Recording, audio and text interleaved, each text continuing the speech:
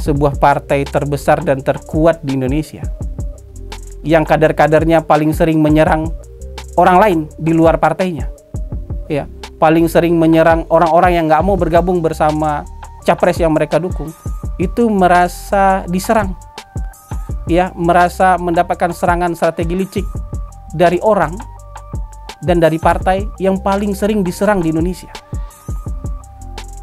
Masuk akal nggak?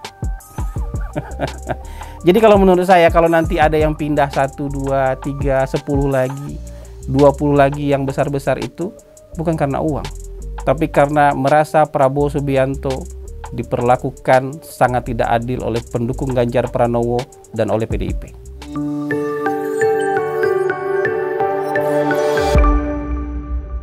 Baik, Assalamualaikum warahmatullahi wabarakatuh. Kita berjumpa lagi dalam siaran mikrofon Hasan Nasbi. Sekarang kita sudah masuk ke episode 141.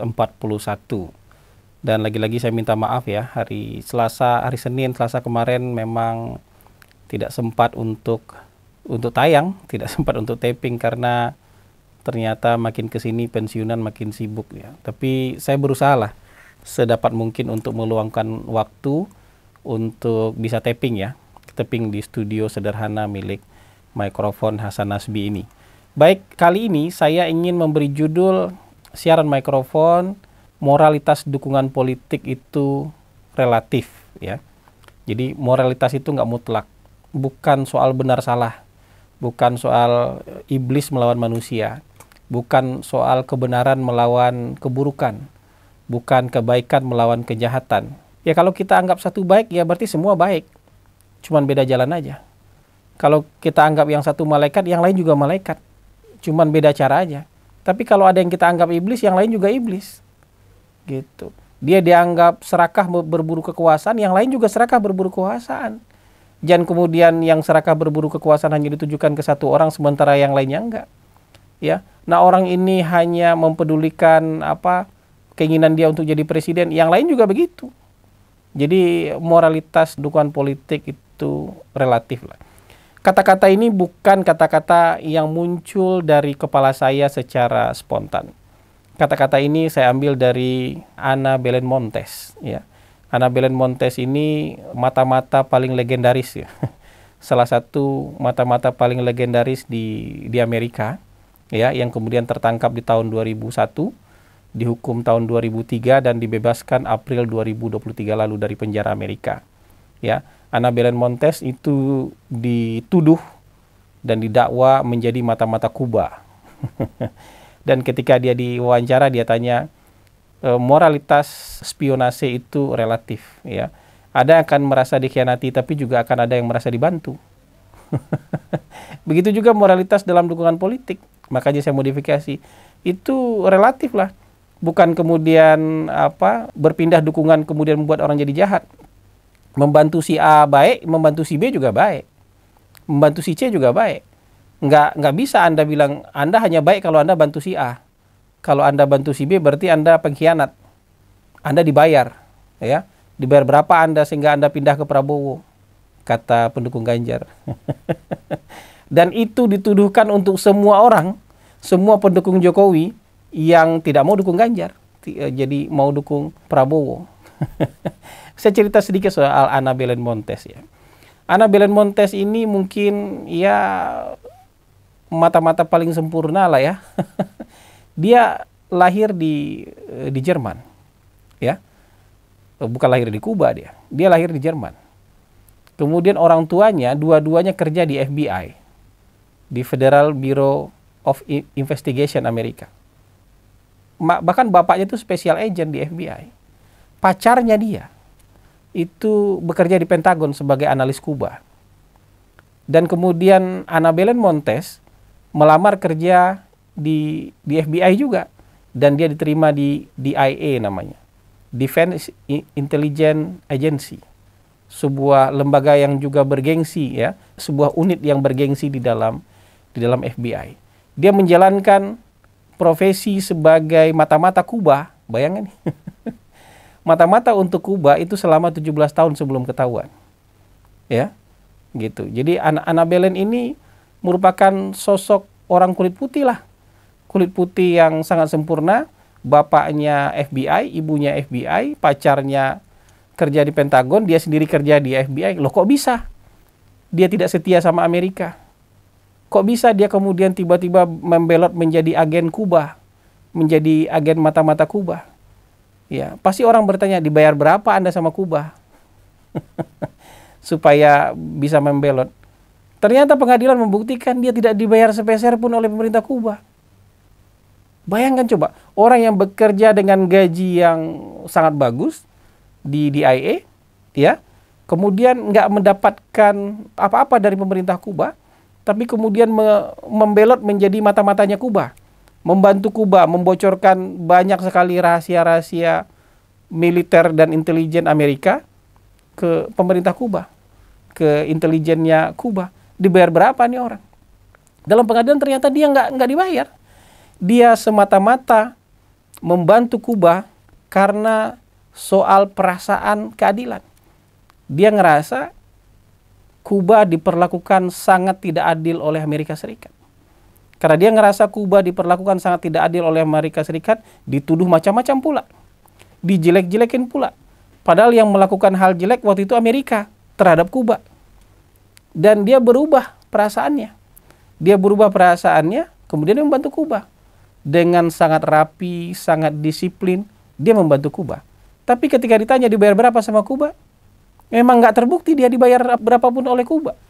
Dia bantu cuma-cuma. Ya, tapi tentu negaranya merasa dikhianati. Ya wajar sebuah negara merasa dikhianati. Dia ditangkap, dia dihukum 25 tahun penjara. Walaupun kemudian setelah 25 tahun menjalani hukuman dia dibebaskan. Ya, harusnya dia baru kalau 25 tahun penjara 2028 dia baru bebas. Tapi April 2023 lalu dia sudah dibebaskan.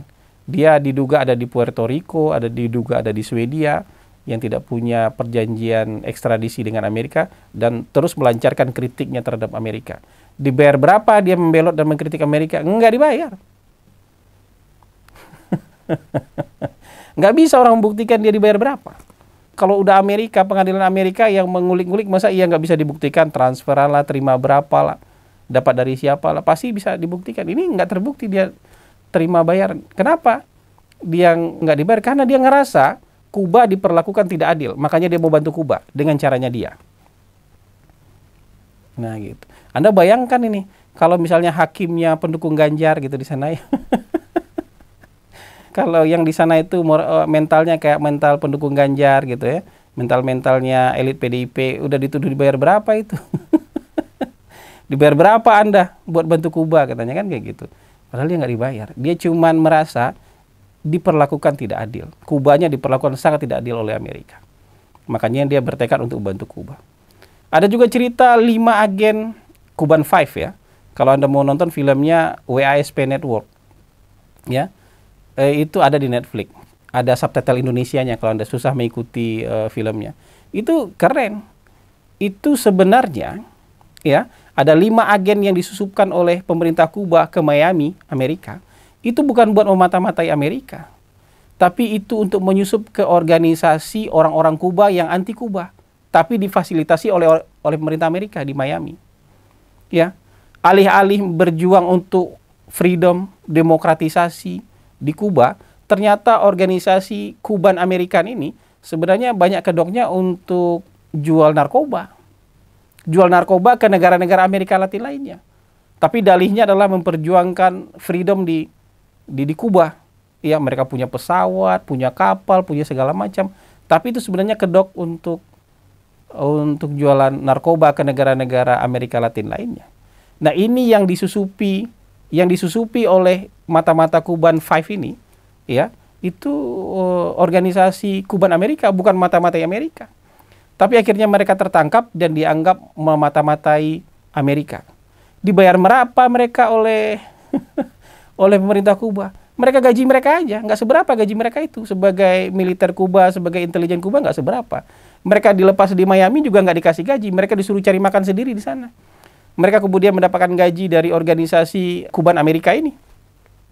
Ya, organisasi-organisasi yang menentang Castro ini. Gitu, dapat gaji, tapi kesetiaannya terhadap Kuba nggak geser sedikit pun. Walaupun dapat gaji lebih besar di Amerika. Kesetiaannya. Jadi ini nggak melulu soal uang, tapi juga soal perasaan keadilan. Perasaan fair nggak ini? Semua ini diperlakukan dengan fair nggak? Kalau saya merasa ini nggak fair, ya saya bela orang yang diperlakukan tidak fair dong. Kan gitu. Jadi nggak semata-mata uang. Bayangkan coba kalau ini dinilai oleh pendukungnya Ganjar, dibayar berapa ini orang? Gitu. Jadi soal moralitas dukungan itu relatif. Ya kalau hari ini misalnya ada pendukung-pendukung Pak Jokowi tidak mau dukung Ganjar, itu bukan karena mereka jahat dan bukan karena mereka dibayar berapa. Karena secara moral mereka merasa ini yang harus dibantu, bukan Ganjar yang harus didukung. Bisa jadi juga mereka merasa Prabowo diperlakukan tidak adil. Ya. Coba lihat ada poster yang diedarkan oleh pendukung-pendukung Ganjar dan juga oleh para elit-elit PDIP. Ya, oleh para pendukung-pendukung PDIP lah. Ya, poster-poster yang disebarkan oleh pendukung Ganjar dan pendukung-pendukung PDIP. Ini strategi licik Prabowo untuk mengambil, memecah belah atau menculik kader-kader PDIP. Ada foto Effendi Simbolon di sana, katanya terkena strategi licik, disogok lah, ya. Ada Marwar Sirait kena strategi licik, ada Budiman Sujatmiko yang disogok lah, ada Kirana Larasati yang dapat janji-janji manis lah. Jadi semua orang kalau nggak mau dukung dia, kalau nggak mau dukung calon dia, dianggap itu sudah disogok, sudah dibayar, ketipu janji-janji manis. Padahal kan seperti saya bilang tadi, bisa saja moralitas mereka merasa ini sudah nggak adil nih, kelakuan kalian ini sudah nggak adil terhadap Prabowo. Karena perlakuan kalian sudah sangat tidak adil terhadap Prabowo, maka saya milih mendukung Prabowo. Bisa saja seperti itu kan. Itu si Ana Belen Montes begitu, Kuban Five begitu. Nggak semuanya urusan uang. Ya kan? Dan nggak fair juga Anda nuduh-nuduh uang sementara emangnya Anda nggak dibayar. Coba lihat ini, tim 7 yang isinya konten kreator ini emang nggak dibayar. Emang Anda punya pekerjaan lain selain ngoceh itu kemudian punya penghasilan di luar? Kan enggak. Kalau nggak percaya bersumpah deh atas nama sesuatu yang paling Anda hargai. Saya nggak yakin kalau Anda bersumpah atas nama Tuhan. Bersumpah di atas nama sesuatu yang paling Anda hormati, ibu Anda mungkin, bahwa Anda ngoceh-ngoceh itu nggak dibayar. Tidak mendapatkan sokongan finansial dari kelompok pendukung capres tertentu misalnya. Berani nggak? Jangan segampang itu bilang, usi ini dibayar, Budiman Sujatmiko dibayar segini. Ya, ini nanti dibayar segini. Ini Projo nanti dibayar segini. Ini Hasan Nasbi dibayar segini. Kalau Hasan Nasbi dibayar wajar. Konsultan politik dia. Tapi adu argumen nggak ada urusannya dengan kalau Anda kalah adu argumen kemudian Anda pantas ngomong gitu karena Anda dibayar. Bantah dong argumennya. Bisa Anda nggak bantah argumen itu? Kan? Makanya saya bilang ketika poster itu ditampilkan, saya bilang begini di Twitter saya. Ya, saya mengutip kata-kata Castro. Ya, Castro itu bilang ketika agen-agennya ditangkap di Amerika, yang Kuban Five ini ditangkap Amerika, kemudian Amerika merasa dizolimi sekali karena beruntun itu ada 5 agen bertahun-tahun tidak diketahui beroperasi di Miami. Kemudian Amerika bilang, wah kita dispionasi oleh Kuba. Ini kejahatan luar biasa, kita dimata-matai oleh Kuba. Kata Castro waktu itu, bagaimana mungkin sebuah negara mata-mata terbesar di dunia merasa dimata-matai oleh negara paling dimata-matai di dunia. Sekarang kita modifikasi nih. Ya. Sekarang kita modifikasi kalimatnya Castro. Bagaimana mungkin sebuah partai terbesar dan terkuat di Indonesia yang kader-kadernya paling sering menyerang orang lain di luar partainya. Ya, paling sering menyerang orang-orang yang nggak mau bergabung bersama capres yang mereka dukung, itu merasa diserang. Ya, merasa mendapatkan serangan strategi licik dari orang dan dari partai yang paling sering diserang di Indonesia. Masuk akal nggak? Jadi kalau menurut saya, kalau nanti ada yang pindah 1, 2, 3, 10 lagi, 20 lagi yang besar-besar itu, bukan karena uang. Tapi karena merasa Prabowo Subianto diperlakukan sangat tidak adil oleh pendukung Ganjar Pranowo dan oleh PDIP. Terutama tuduhan-tuduhan yang sampai hari ini digoreng-goreng, tanpa ada niat sekalipun untuk membuatnya jadi jelas. Bahkan sudah sekian presiden berlalu, Prabowo nggak pernah dihukum kok. Tapi isunya digoreng setiap 5 tahun sekali. Ya. Karena kalau urusan-urusan duit, pengalihan dukungan segala macam, coba cek di media sosial, di media, bahkan di televisi. Banyak sekali acara-acara mantan relawan Prabowo, mantan pendukung Prabowo buka baju kemudian ganti baju jadi pendukung Ganjar. Kalau kita mau nanya balik secara moral, dia dibayar berapa itu orang-orang itu? Kalau logika menurut Anda ada orang yang tidak konsisten pilihan politiknya kemudian beralih mendukung orang lain, itu karena dibayar, itu orang yang awalnya dukung Prabowo, kemudian sekarang dukung Ganjar dibayar berapa? Jangan karena kalau dukung orang dibayar berapa, dukung kita itu nggak dibayar sama sekali. Kan ini kalau satu iblis, dua-duanya iblis. Kalau satunya orang baik, dua-duanya orang baik. Tiga-tiganya orang baik. Karena ini pertarungan manusia terhadap manusia kok. Yang semuanya ingin Indonesia lebih baik kok. Cuman berbeda cara. Dan nggak fair kalau Anda memperlakukan Anda doang yang manusia, sementara orang lain iblis. Kalau orang lain Anda anggap iblis, Anda juga iblis. Sama-sama berburu kekuasaan kok. Sama-sama mau mencapai kekuasaan tertinggi di Republik ini kok. Gitu. Jadi sudut pandangnya harus fair. Jadi, tapi moralitas itu nggak bisa Anda bikin absolut. Kalau mendukung Anda jadi baik, mendukung orang lain jadi jahat, enggak. Kalau mendukung Anda jadi baik, mendukung orang lain juga jadi baik lah. Mendukung orang lain itu jahat, mendukung Anda juga bisa jadi jahat. Karena ada orang yang membelot dari sana dan jadi dukung Anda. Itu Anda. Ini kan sama aja kayak orang murtad dan orang jadi mu'alaf. Orang jadi mu'alaf kemudian diglorifikasi, heboh besar-besaran. Kalau ada orang murtad dimaki besar-besaran. Padahal di sebelah sana kan juga begitu hukumnya. Dia ngerasa gitu. Dia kehilangan orang, ada yang murtad dari agama dia, tapi ada yang juga jadi mu'alaf jadi agama dia gitu. Itu yang disebut dengan moralitas dukungan politik itu relatif.